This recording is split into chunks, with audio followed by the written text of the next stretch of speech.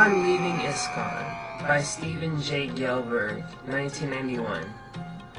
Since most devotees do eventually leave ISKCON, Swami Prabhupada correctly predicted that the great majority of his disciples would ultimately abandon the movement. The leaving experience itself and its aftermath is certainly one of the core experiences in the life of most devotees, and therefore worthy of reflection and discussion. It's hard to imagine an experience more wrenching, more potentially disorienting, than leaving a spiritual community or tradition to which one has devoted years of one's life. To lose faith in a comprehensive system of ideas that have shaped one's consciousness and guided one's actions. To leave a community that has constituted one's social world and defined one's social identity. To renounce a way of life that is an entire mode of being is an experience of momentous implications. Especially when the community/tradition one is leaving defines itself as the repository and bastion of all goodness, all meaning, all truth, all decency, all meaningful human attainment. It may require a major psychological effort to reorient both to one's own self and to the wider world. Internally, one must work to rediscover and reclaim one's own unique, personal sources of meaning, and to live authentically from those inner depths. Externally, one must learn how to deal with the outer world, the vast territory laying beyond the gates of the spiritual enclave. That place has for so long been viewed as a dark and evil abode unfit for human habitation. Very often devotees, no longer content living in ISKCON, prolong their stay simply out of fear of the demonized world. This reorientation to self and re-entry into the world is no small task, and it's more easily finessed when one has the support of others who have traveled a similar path. Though I've had little to do with ISKCON for nearly 14 years now, I still feel a certain kinship with devotees, both past and present. How could I not? I devoted fully 17 years of my life, ages 18 to 35, my youth to Krishna consciousness, in the association of similarly committed devotees. Virtually all my friends and acquaintances were devotees. I absorbed Prabhupada's teachings into the depths of my being and preached them with an enthusiasm born of serene confidence in their absolute truth and efficacy. I dedicated myself both to encouraging a deeper immersion in Vaishnava spirituality on the part of my fellow devotees, through editing such books as The Spiritual Master and the Disciple, and Namamrita, the Nectar of the Holy Name, and to cultivating respect and appreciation for ISKCON among intellectuals and scholars, such as with my volume of interviews. Though my way of thinking and mode of being have changed considerably since leaving the movement, I cannot forget all my brothers and sisters who have shared the Krishna consciousness experience. I, like them, entered the movement driven by a need to know and experience truth, enlightenment, peace, bliss. I, like most devotees, felt an inexplicable attraction to the supernaturally beautiful blue-skinned boy Krishna, to the strangely beautiful music of the Hare Krishna Maha Mantra, to the promise of transcendence. I cannot help, therefore, but feel a special kinship with them. Most devotees experience doubts now and then about the truth of Krishna consciousness, or about its relation to their personal spiritual and psychological growth. In my last few years in the movement, I certainly did. And I know that, in spite of claims to the contrary, there are powerful disincentives to openly expressing one's doubts in the company of devotees. Doubts, however, may be the voice of one's own inner self, the self that doesn't always exactly reflect the exterior quote-unquote system of Krishna consciousness, the self that protests being shaped and molded into something that is not. Notwithstanding one's outer loyalty to ISKCON and its parent tradition, if the inner self is not being addressed, respected, honored, and allowed to grow, provided means of expression, that authentic self is sooner or later going to raise a protest. When that little inner voice first begins to speak, it can be quieted with regimental thinking, louder chanting, extroverted activity, or simple denial. But sometime down the road, it is bound to return, a little louder, a little more insistent. And at some point, one is left no choice than to acknowledge it.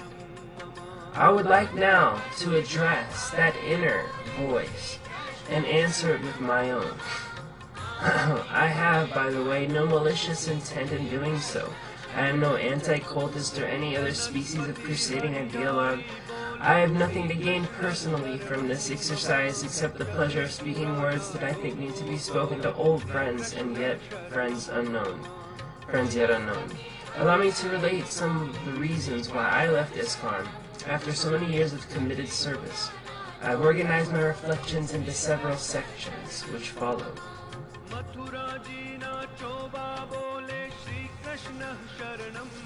Where are the pure devotees?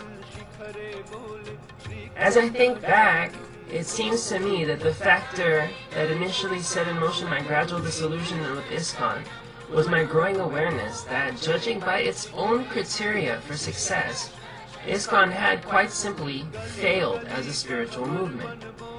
It became increasingly and inescapably obvious that the movement was simply not fulfilling its own stated primary goal, to create quote-unquote pure devotees, to skillfully and successfully guide serious practitioners to those sublime states of spiritual consciousness, elaborately described in the scriptures and endlessly reiterated in the movement's teaching forms.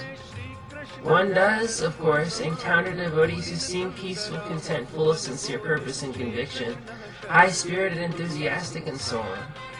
And it is true that most devotees have experienced at one time or another uplifting feelings from chanting, seeing the deity, etc. But what of the more developed and sustained spiritual states described by such terms as bhava and prema?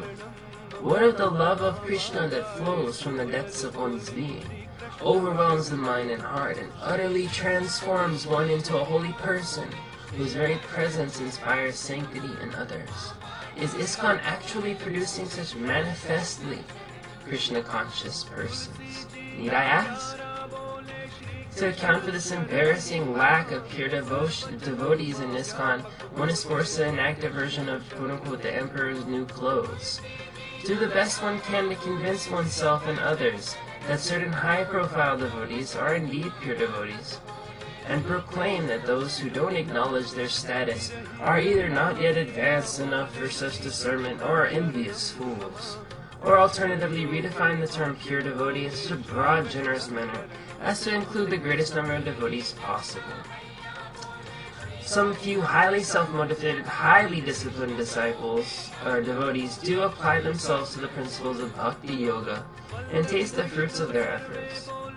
But for the overwhelming majority of devotees, spiritual life in ISKCON is little more than a perpetual struggle against the base material instincts.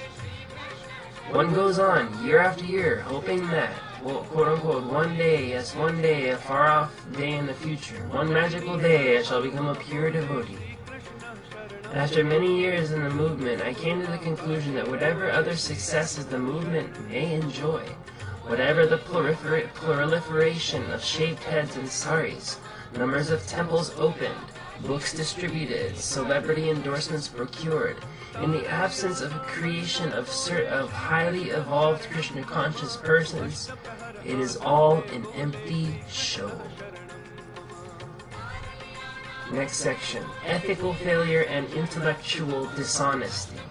Over the course of my years in ISKCON, I became alarmed at the extent to which people who joined the movement in part as a reaction against the pervasive dishonesty in interpersonal dealings in mundane society permitted themselves to become clever, sneaky, and two-faced in the name of promulgating truth.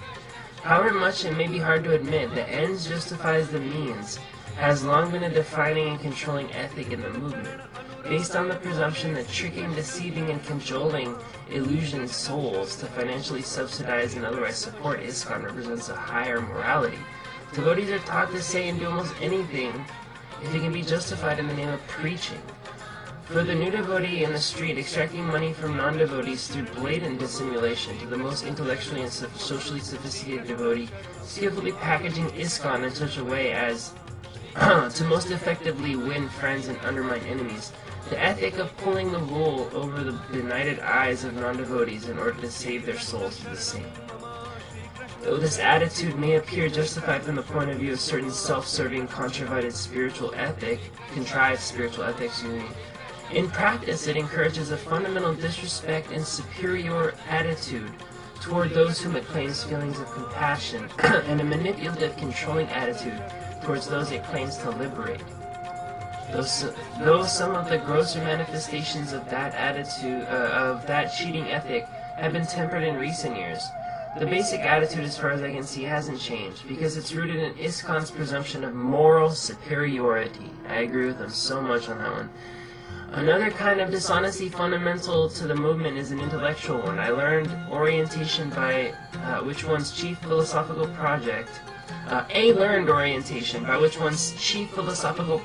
ceases to be the sincere and disciplined effort to open oneself to the truth, but instead to study, memorize, internalize, preach, and defend an already predefined, predigested, prepackaged truth. So, a learned orientation by which one's chief philosophical project ceases to be the sincere and disciplined effort to open oneself to truth, but instead to study, memorize, internalize, preach, and defend an already predefined, predigested, prepackaged, quote-unquote, truth. Instead of a genuinely open-minded, open-hearted quest for knowledge, one simply waves the banner of received truth, come what may, however much that truth may or may not address the reality of facts at hand. This tenacious defense of received truth in the face of potentially disconfirming realities represents, I suggest, not an act of courage, but of cowardice, an ultimately futile attempt to defend a fragile existential security masquerading as enlightened certainty. I am continually amazed and in retrospect somewhat embarrassed by my own and other ISKCON intellectuals' easy willingness to sacrifice intellectual honesty in order to fortify their own and others' imperfect faith, to wave our tattered little banner of truth in the face of the wealth of ideas and multi-textured realities surrounding us. Next section, hard hearts. I can recall through my years in ISKCON of being disappointed with the behavior of leaders who seem to care little for the personhood of the devotees under their command. There's a certain hardness of heart that comes from subordinating people to principles, to defining the institution itself as preeminent and its members as merely its quote-unquote humble servants. This rhetoric of submission has, of course, a certain ring of loftiness to it. The idea of devotees striving together, pooling the energies and skills, sacrificing personal independence and comforts in order to serve the glorious mission. The trouble is, in effect, it creates a social interpersonal environment in which the particular needs of individuals are devalued, downplayed, and postponed indefinitely, leaving the individual devotees sooner or later feeling used and abused. Through my years in ISKCON, I became increasingly aware, painfully and sadly aware, of the ways in which, in the name of engaging devotees in Krishna service, leaders and administrators on all levels deal with the devotees under them in a patronizing, condescending, heavy-handed, and authoritarian manner. Viewing and dealing with their subordinates not as unique individuals possessing rich and complex inner lives, but as units of human energy to be matched to the necessary tasks at hand. I recall leaders criticizing, even ridiculing the very notion of that special attention should be paid to the individual psyches and needs of devotees, who dismiss such concerns as mere sentimentality, unnecessary coddling, a lack of tough-mindedness, and opposed to the sacred principles of humility and surrender. This hard-nosed, hard-hearted attitude, this insensitive disregard for the individual, this almost cynical exalting of the principles of humility and surrender to ensure that the floors get swept and the bills get paid, leaves many devotees, especially those low on the totem pole, feeling betrayed. Many of these devotees, when the frustration, anxiety, and disappointment reach a high enough level, simply leave, and many becoming understandably bitter and vindictive. Next section, sexy celibacy. Most devotees will acknowledge that ISKCON's prohibition against illicit sex, any sex other than to conceive children in marriage, is the hardest of ISKCON's ascetical prohibitions to observe. The cause of the greatest difficulty among devotees, and with the possible exception of disillusionment with ISKCON per se, the most common cause of fall down from Krishna consciousness. Without debating the merits of celibacy in the spiritual life, it's fair to say that the typical devotee over time is going to violate the celibacy's rule one or more times. Desire for sex appears in every devotee's life sooner or later, to one degree or another, in one form or another. From the guru lecturing from his throne down to the new recruit cleaning the bathroom, devotees think about sex, fantasize about it, or indulge in it with other willing devotees, other old lovers, outside context, whomever, if they think they can get away with it. This rather obvious fact isn't openly acknowledged in ISKCON because it's a source of significant embarrassment to the devotees who view indulgence in sex as disgusting, disgraceful, and a sign of personal failure. And further, because they're forever boasting to non-devotees that their enjoyment of a higher taste is evidenced and most conclusively by their disinterest in mundane sense gratification. To be frank, there is something very sad, tragic even, in the spectacle of sincere spiritual aspirants endlessly struggling against and denying sexual feelings, continuously berating themselves for their lack of heroic detachment from the body, seeking dark corners in which to masturbate, or finding themselves attached to another devotee, planning and scheming quote-unquote illicit encounters. All this cheating, hypocrisy, guilt and shame, denial and cover-up, make a pathetic sham of ISKCON's ascetical conceit. After many years in ISKCON, the whole celibacy fetish began to appear to me as a bit suspect. Why the abysmal failure of most devotees to be uncompromisingly celibate? Why the pervasive inability to perform an act of renunciation that ISKCON defines as a precondition not only of serious spiritual practice, but of civilized human life? Why this fundamental failure? Some devotees feel is due to some innate deficit in the consciousness of Westerners, we're too lusty. Others blame it on the devotees' chronically flawed performance of bhakti yoga, offensive chanting, etc. A few contend that Prabhupada passed on gaudiya Vaishnava practice imperfectly by omitting certain necessary mystical elements in the initiatory process. Some say it's a natural consequence of co-ed ashrams and periodically suggest that temples be rid of women. Whatever the cause, the fact remains that most devotees fall far short of the serene celibacy, finding themselves deeply rooted in a physical body, which, by its very nature, desires to be touched and to touch, to feel the warmth of another human being. So strong is the natural human desire for physical touch that in order to avoid it, to repress the desire for it, one must paint the most exaggeratedly negative picture of it possible. One that envisions sex as a purely wild, disgusting animal act. But consider, is lovemaking really just bestial humping and grunting? Does it have no connection at all to feelings of love, caring, appreciation, affection? Certainly, like any other human activity, sex can be beautiful or ugly. It can be an act of gross, selfish, piggish abandon, or it can be an expression of affection, a gentle act of mutual pleasuring, even a catalyst for feelings of emotion and spiritual oneness. It is only through a deliberate denial of past personal experiences, or of intuition, that one can obliterate such memories, or preempt such capacity for imagining. My purpose here is not to advertise the glories of sex, but to note that the problems associated with outlawing it, and also make the radical suggestion that perhaps it is possible to be a spiritual person, a person of goodness, compassion, wisdom, sensitivity, awareness, under whatever spiritual banner, without denying and repressing one's own implicit sensuality. Next section, disrespect for women. If ISKCON had truly been the glorious spiritual movement it advertises itself to be, with its only defect being its offensive attitude and discriminatory policies towards women, then my then wife Sitarani and I still would have felt fully justified in abandoning the organization to which we devoted our lives. It became increasingly difficult for us to tolerate and to defend among scholars and students, as it was our service to cultivate, the raw, unreflective, juvenile boys' club mentality of the movement. The official insulting view of women as childlike, irrational, irresponsible, emotional, and wild unless controlled by a man. It's not at all surprising that ISKCON would be a woman-fearing, woman-hating, woman-exploiting institution.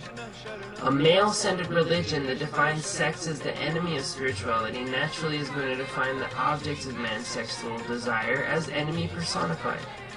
Women are as chief antagonists in the holy drama of man transcending. Women, thus stigmatized, are at best to be tolerated, allowed to exist on the fringe in an officially reduced status, their wanton energies mercifully channeled into the service of men, and at worst to be officially and systematically denigrated, shunned, not infrequently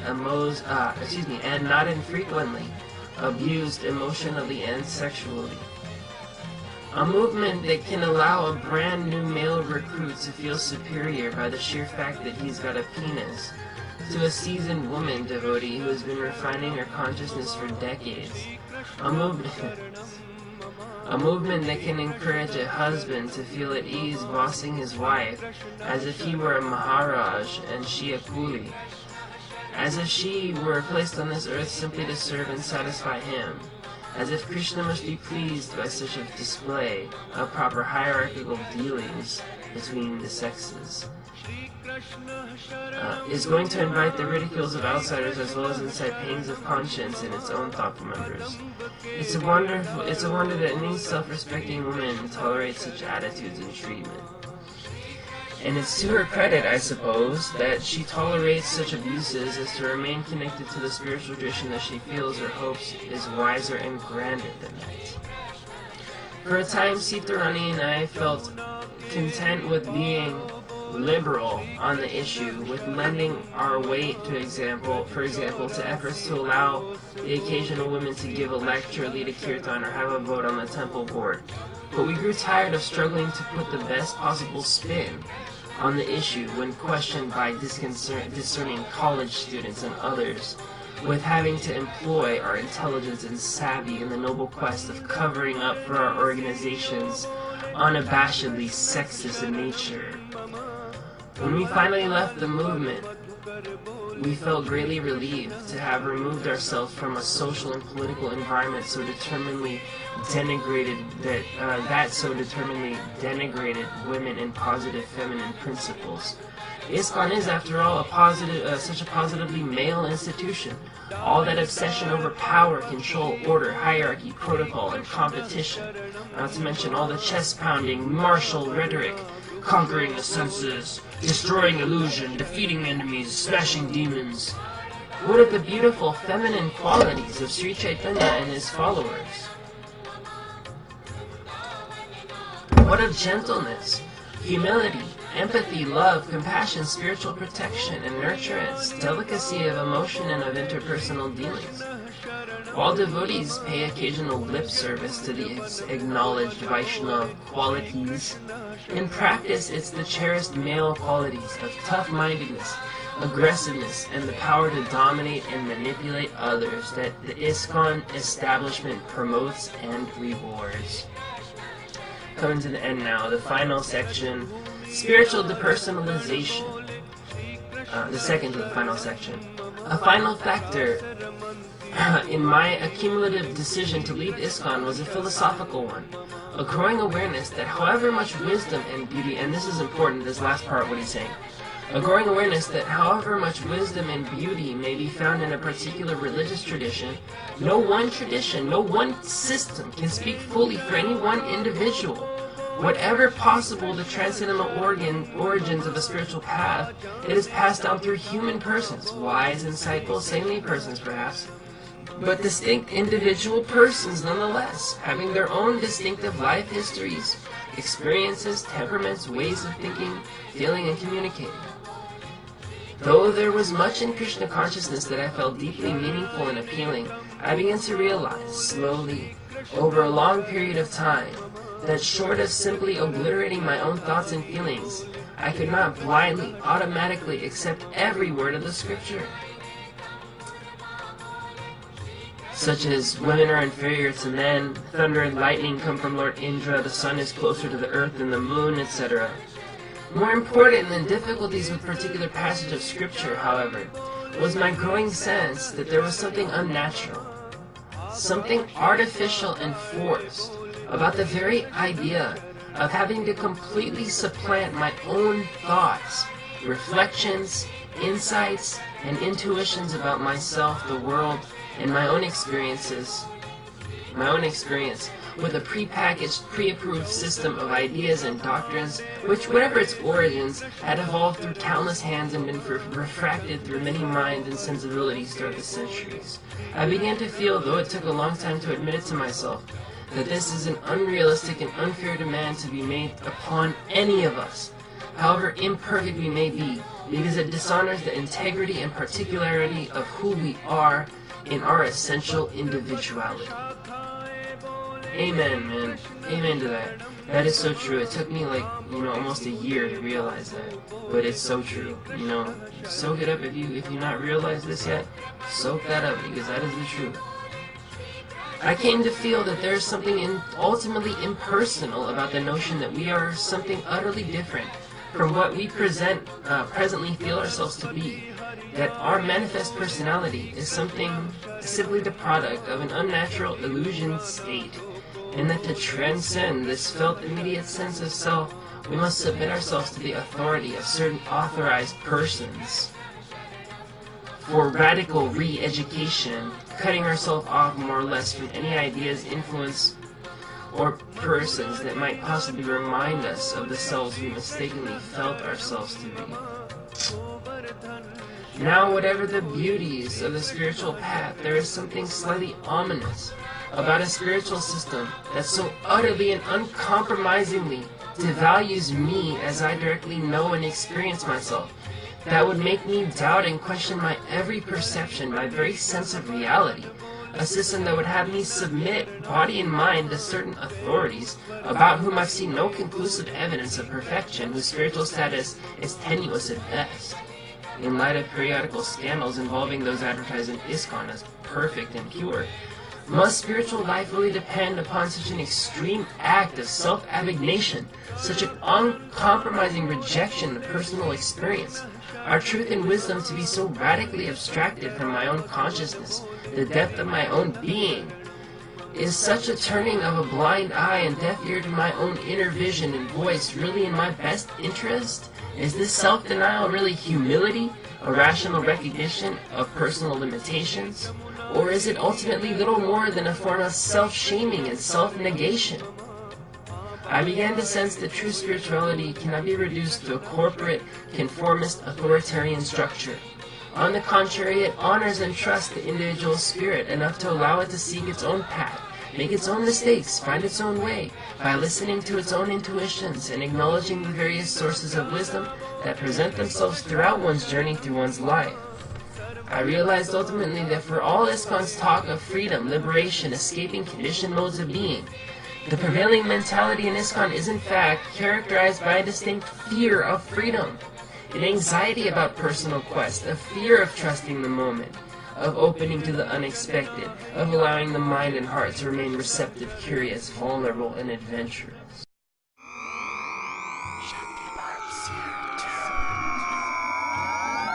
On Leaving ISKCON by Stephen J. Gelberg, 1991. Since most devotees do eventually leave ISKCON, Swami Prabhupada correctly predicted that the great majority of his disciples would ultimately abandon the movement. The leaving experience itself and its aftermath is certainly one of the core experiences in the life of most devotees, and therefore worthy of reflection and discussion. It's hard to imagine an experience more wrenching, more potentially disorienting, than leaving a spiritual community or tradition to which one has devoted years of one's life. To lose faith in a comprehensive system of ideas that have shaped one's consciousness and guided one's actions. To leave a community that has constituted one's social world and preach them with an enthusiasm born of serene confidence in their absolute truth and efficacy. I dedicated myself both to encouraging a deeper immersion in Vaishnava spirituality on the part of my fellow devotees, through editing such books as The Spiritual Master and the Disciple, and Namamrita, the Nectar of the Holy Name, and to cultivating respect and appreciation for ISKCON among intellectuals and scholars, such as with my volume of interviews. Though my way of thinking and mode of being have changed considerably since leaving the movement, I cannot forget all my brothers and sisters who have shared the Krishna consciousness experience. I, like them, entered the movement driven by a need to know and experience truth, enlightenment, peace, bliss. I, like most devotees, felt an inexplicable attraction to the supernaturally beautiful blue-skinned boy Krishna, to the strangely beautiful music of the Hare Krishna Maha Mantra, to the promise of transcendence. I cannot help, therefore, but feel a special kinship with them. Most devotees experience doubts now and then about the truth of Krishna consciousness, or about its relation to their personal spiritual and psychological growth. In my last few years in the movement, I certainly did.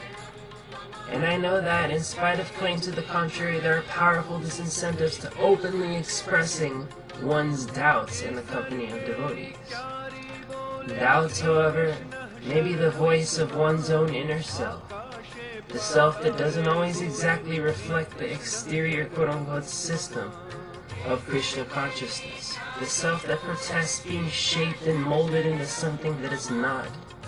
Notwithstanding one's outer loyalty to ISKCON and its parent tradition, if the inner self is one's social identity, to renounce a way of life that is an entire mode of being is an experience of momentous implications. Especially when the community/tradition one is leaving defines itself as the repository and bastion of all goodness, all meaning, all truth, all decency, all meaningful human attainment. It may require a major psychological effort to reorient both to one's own self and to the wider world. Internally, one must work to rediscover and reclaim one's own unique, personal sources of meaning, and to live authentically from those inner depths. Externally, one must learn how to deal with the outer world, the vast territory laying beyond the gates of the spiritual enclave. That place has for so long been viewed as a dark and evil abode unfit for human habitation. Very often devotees, no longer content living in ISKCON, prolong their stay simply out of fear of the demonized world. This reorientation to self and re-entry into the world is no small task, and it's more easily finessed when one has the support of others who have traveled a similar path. Though I've had little to do with ISKCON for nearly 14 years now, I still feel a certain kinship with devotees, both past and present. How could I not? I devoted fully 17 years of my life, ages 18 to 35, my youth to Krishna consciousness, in the association of similarly committed devotees. Virtually all my friends and acquaintances were devotees. I absorbed Prabhupada's teachings into the depths of my being and